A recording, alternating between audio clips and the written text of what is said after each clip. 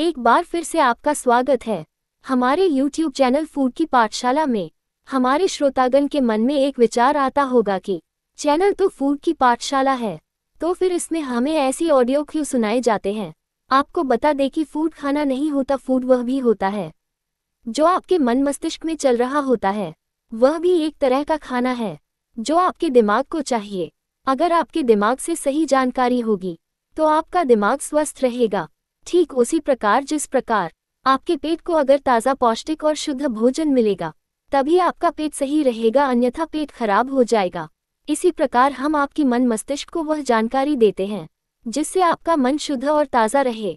तो आइए शुरुआत करते हैं एक नए ऑडियो के साथ, जिसमें चर्चा करेंगे कर्ण छेदन के बारे में। कान छेदने की प्रथा क्यों शुरू हुई? हमारे सनातन धर्म में वैदिक काल से चली आ रही प्रथाओं को हमारे पूर्वजों ने लंबे अनुभव के आधार पर शुरू किया था। यह कोई कर्मकांड का हिस्सा मात्र नहीं है। हिंदू धर्म में 16 संस्कारों में कर्णवेद संस्कार नवम संस्कार है। ये संस्कार कर्णेंद्रिय में श्रवण शक्ति की वृद्धि, कर्ण में आभूषण पहनने तथा स्वास्थ्य रक्षा के लिए किया जाता है। भगवान श्री राम और कृष्ण का भी वैदिक रीति से कर्णभेद संस्कार हुआ था। माना जाता है कि इससे बुरी शक्तियों का प्रभाव दूर होता है और व्यक्ति दीर्घायु होता है।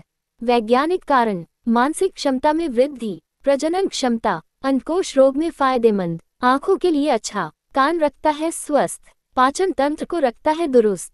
सनातन धर्म विश्व का एकमात्र ऐसा धर्म है जिसकी हर परंपरा विज्ञान आधारित है। अब भारत में ही नहीं और भी कई देशों में लोग कान छिदवा रहे। हिंदू धर्म संस्कारों में कर्णवेद संस्कार नवम संस्कार है।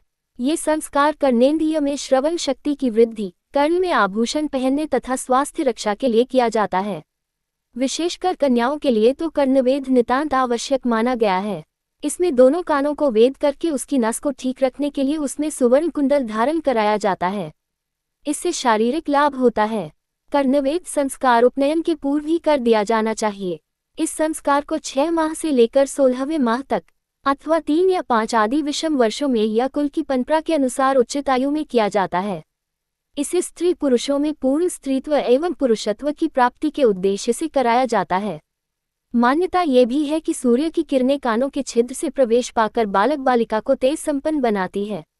बालिकाओं के आभूषण धारण हेतु तथा रोगों से बचाव हेतु ये संस्कार आधुनिक एक्यूपंक्चर पद्धति के अनुरूप एक सशक्त माध्यम भी है। हमारे शास्त्रों में कर्णवेद रहित पुरुष को श्राद्ध का अधिकारी नहीं माना गया है। ब्राह्मण और वैश्य का कर्णवेद चांदी की सुई से, शूद्र का लोहे की सुई से तथा क्षत्रिय और संपन्न पुरुषों का सोने की सुई से करने का विधान है। कर्णवेद संस्कार ब्राह्मण, क्षत्रिय और वैश्य का साही के कांटे से भी करने का विधान है। शुभ समय में पवित्र स्थान पर बैठकर देवताओं का पूजन करने के पश्चात सूर्य के सम्मुख बालक या बालिका के कानों को निम्नलिखित मंत्र धारा अभिमुद्रित करना चाहिए। इसके बाद बालक के दाहिने कान में पहले और बाएं कान में बाद में सुई से छेद करें। उनमें कुंडला आदि पहनाएं। बालिका के पहले बाएं कान में, फिर दाहिने कान में छेद करके तथा बाएं नाक में भी छेद करके आभूषण पहनाने का विधान है। मस्तिष्क के दोनों भागों को विद्युत के प्रभावों से प्रभावशील बनाने के लिए नाक और कान में छिद्र करके सोना पहनना लाभकारी माना गया है। नाक में नथुनी पहनने से नासिका संबंधी रोग नहीं होते और सर्दी खांसी में राहत मिलती है।